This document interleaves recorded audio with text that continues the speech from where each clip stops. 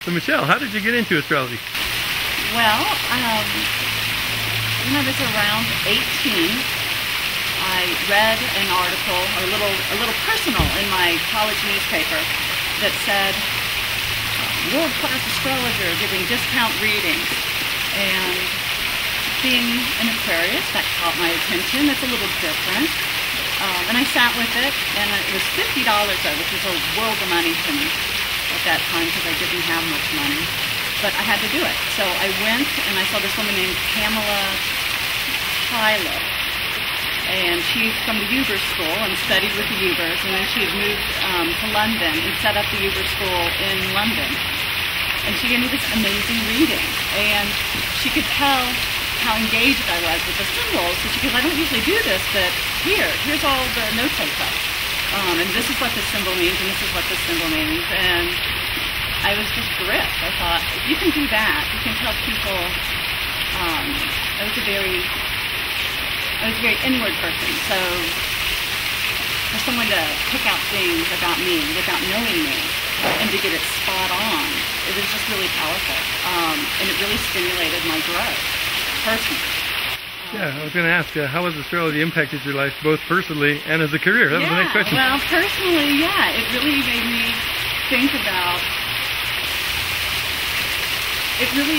One of the dynamics that she pointed out was that it was just a little bit different in my family. But that was a source of pain for me sometimes because, Cancer rising, I really wanted that connection.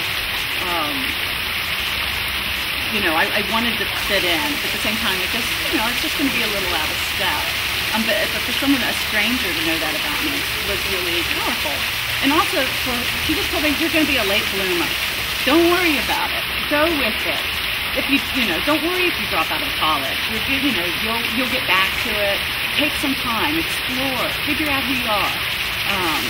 People that go straight through and get things done, that's a great pathway, but it's not for everyone.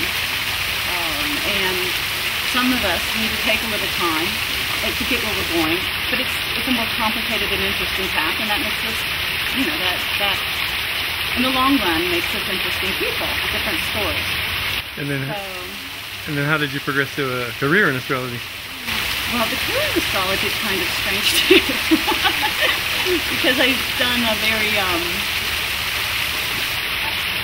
a lot of different things. I've waitressed, I've worked in kind of a country bar, I've played music. But the consistent thing is I've done business stuff, which I just kind of fell into. But it's always dissatisfying because it doesn't feed a certain part of who I am. So the professional started because I had people that just got tired of me talking about astrology and wanting me to do something with it instead of just talk about it. So friends of mine invited me down to do readings for a group of women that I'd never met. I got very anal about it and did these long written up things for every person there, and as the universe does, it intervened and I left everything behind. So I had to get on the computer, print up their chart, and then while I'm in this room, they decide they want their readings in front of everyone else. So it ended up having this performance quality to it, which terrified me. But it just ended up being perfect, as it does, and all of a sudden they wanted to pay me to do family members, and then they would tell other people, and so it was all word of mouth. I've never really advertised.